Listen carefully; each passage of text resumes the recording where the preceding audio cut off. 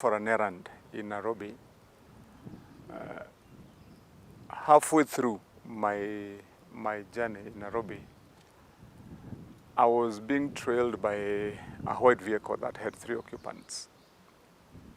And the vehicle trailed me throughout to most of the places that I went, and indeed to an office where I went to a government office and waited almost for a whole hour before the purposes for which I had gone were finalized. Upon coming out, the same vehicle was still hovering around my other vehicles. And then trailed me all the way down until I managed to get to the expressway.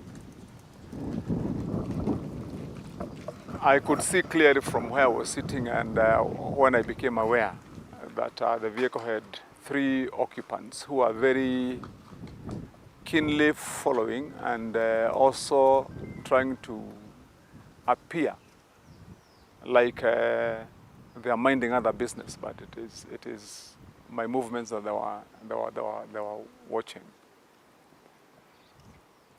If there is any issue that would require to be brought either to my attention by anyone, be it a friend, be it anyone of interest, they would come and speak to me. But the whole saga tells me that there was sinister motive with those that were trailing me. And for that matter, it is important that I bring it to their attention, and especially to the Inspector General of Police, that it is my opinion, position, and request that I should have very, very enhanced security. I cannot, and I do not want to be a rumor monger, but such people may not have good intentions. And when that is known, I will proceed to do a letter and have it given directly to the Inspector General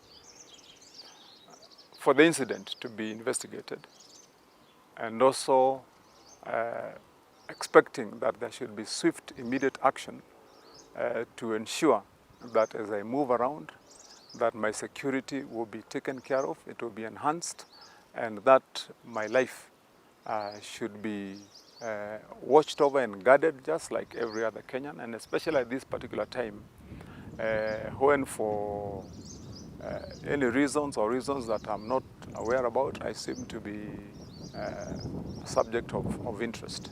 I have a few back. They had been withdrawn shortly. I have a few back. I have 2 back. But the incident of today raises very serious concerns to me. Very serious concerns to me. That ordinarily I've been okay to move even without security. Even when they were here before, I was okay to just move around even without them. But it is quite a concern right now. And so it is my opinion, and it is my view and belief that my security requires to be relooked at now, enhanced, so that those threats can be countered. Tukiwa kama viongozi wa Kiambu, tunataka kuomba Inspector General ya kwamba aweze kupea gavana wetu ulinzi ambao unastahili. Not as Kimani Wamatangi, but as a holder of an office that deserves that security. Kwa sababu wale viongozi wengine wote hata wabunge wanapewa security yao. Hatujui ni kwa nini the office of the county governor wa Kiambu iweze kuchukuliwa kwa mzaha, tukiangalia yale mambo ambayo ameyapitia kwa kipindi ambacho kimepita. Tulikuwa tu ni juzi tulikuomba Inspector General aweze kuchunguza mambo ya risasi ambayo ilirushwa karibu na boma yake, na hadi wa leo hatujapata jibu. This one hatuchukulii kwa mzaha. Tunataka kufikia kesho jioni, asubuhi, tunataka tupewe jawabu na tusikia kwamba gavana wetu amepewa ulinzi wa kutosha. Kama watu wa Kiambu, huyu gavana is our responsibility. Na wakati atatoka kukua gavana, atatolewa hiyo security, that is okay. But for as long as he is a leader within our country, ambaye anastahili kupewa security, lazima apewe security ambayo inalingana na ofisi yake. Na kwa hivyo tunaomba ya kwamba siku ya leo pahali kote governor amepita siku ya leo kuna CCTV ambazo zimekuwa. Tunaomba Inspector General tuone ukituma watu wako kufanya uchunguzi. Na wale ambao wamekuwa wakimtrail, we know when you mean it, wakati unamaanisha huwa unafanya uchunguzi na tunapata jawabu. And in this one tunataka uchunguze. Zile CCTV zote ziko kwa barabara, tunataka zifuatwe. Na wale watu ambao wametrail governor wetu siku ya leo, we want them to be brought to book. Tunajua ile mambo governor wetu wa Kiambu amepitia na ile kazi ametufanyia Kiambu. Sasa tunashindwa. Mjuzi kulikuwa na risasi ilipigwa kwake akitoka kanisa. Leo tena anafuatwa. Sasa tunataka kuambia Inspector General wa polisi, governor wa Matangi ni governor wa Kiambu, na tunataka ofisi ya governor ya Kiambu iheshimiwe kama zile zingine. Hiyo security imetolewa, wao wawili wamebaki waongezwe, kwa sababu governor tumemchagua Kiambu atufanyie kazi, na tutakubali governor wetu anafanya kazi Kiambu na uoga, na sisi watu wa Kiambu tuko tayari kumtetea ije na ndani. Hata ingawa ni kuandamana, tutaandamana mpaka governor wetu apewe ulinzi. Humu kwetu Kiambu tumekuwa na janga kama hili. Mnakumbuka kulikuwa na kiongozi wa Kabete constituency ambaye tulikuwa tunamuita George Mushai, ambaye pia alifuatwa na maafisa na watu ambao hatueleweki na mwishowe akauliwa. Tuna huzuni na pia kama watu wa Kabete, because huyu ni kiongozi ambaye ametoka humu kwetu.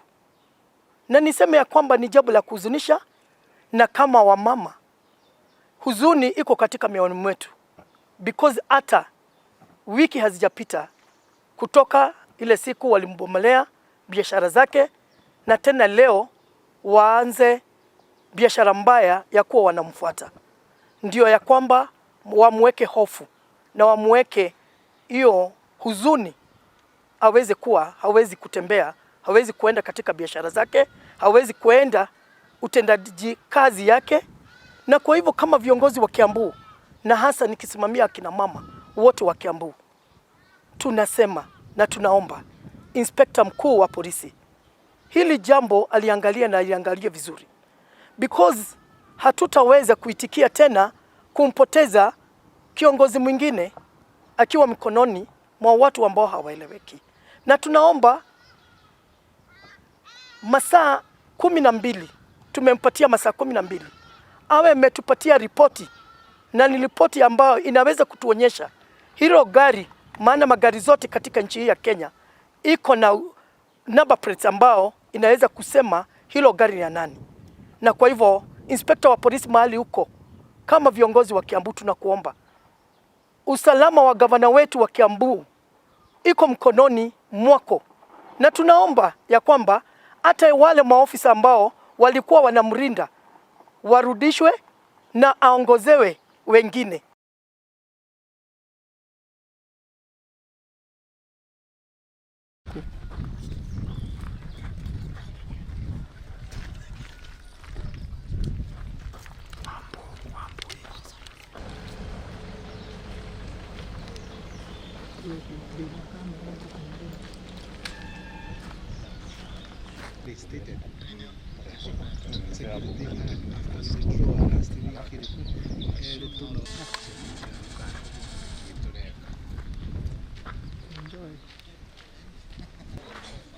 Digo así ni que a te voy a ir y yo cuando no lo voy aquí.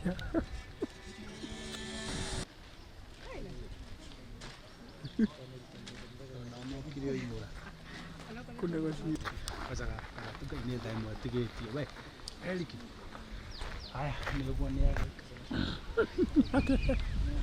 no sije kwa hado kono dali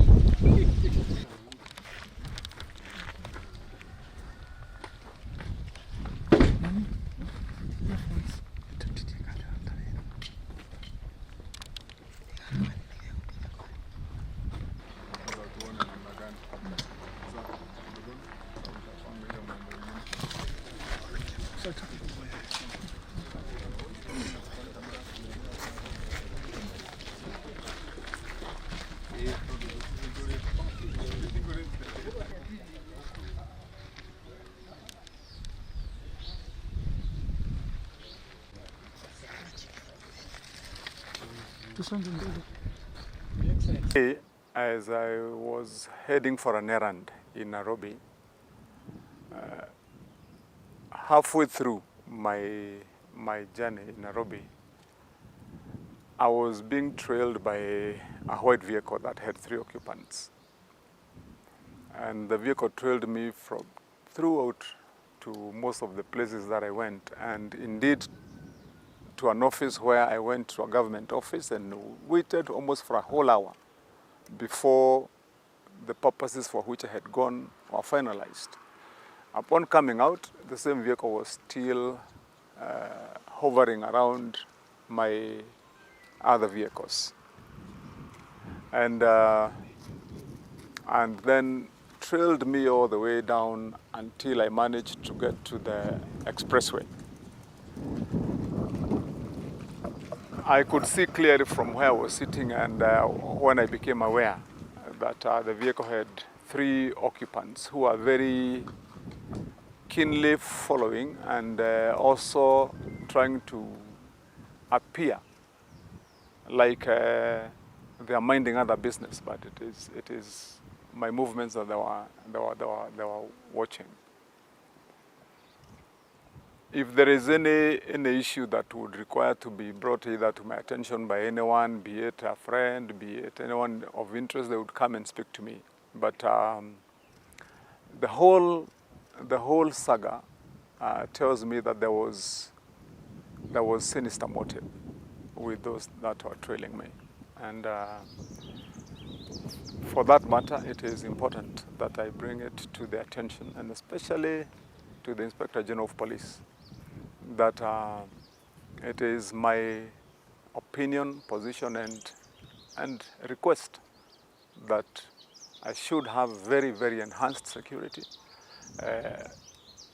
I cannot, and I do not want to be a rumor monger, but such people may not have good intentions. And when that is known, I will proceed to do a letter and have it given directly to the Inspector General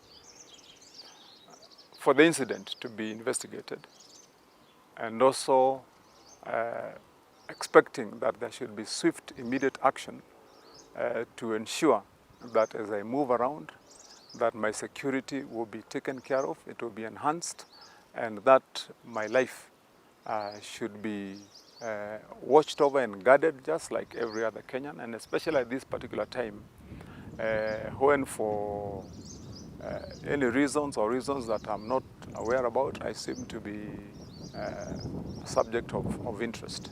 I have a few back. They had been withdrawn shortly. I have a few back. I have 2 back. But the incident of today raises very serious concerns to me. Very serious concerns to me. That ordinarily I've been okay to move even without security. Even when they were here before, I was okay to just move around even without them. But it is quite a concern right now. And so it is my opinion and it is my view and belief that my security requires to be relooked at now, enhanced, so that those threats can be countered. Tukiwa kama viongozi wa Kiambu, tunataka kuomba Inspector General ya kwamba aweze kupea gavana wetu ulinzi ambao unastahili. Not as Kimani Wamatangi, but as a holder of an office that deserves that security. Kwa sababu wale viongozi wengine wote hata wabunge wanapewa security yao.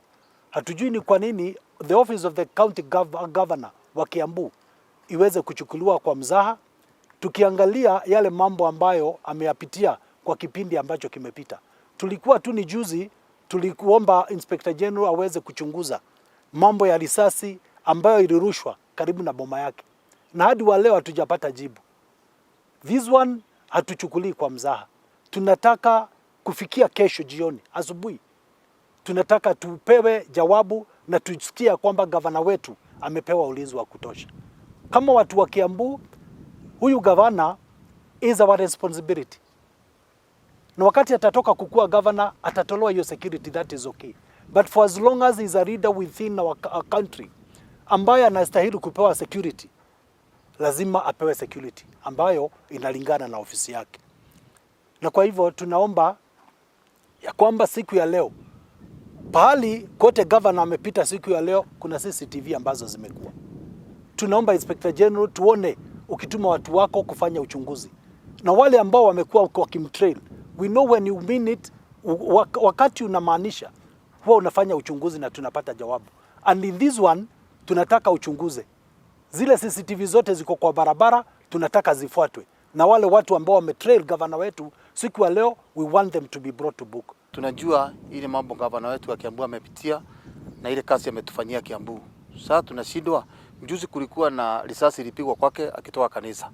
Leo tena anafuatwa. Sasa tunataka kuambia Inspector General wa polisi, governor wa Matangi ni governor wa Kiambu, na tunataka ofisi ya governor ya Kiambu iheshimiwe kama zile zingine.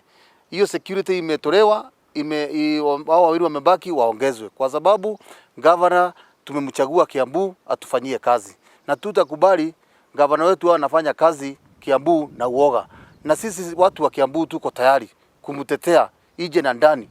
Hata ingawa ni kuandamana, tutaandamana mpaka governor wetu apewe ulinzi.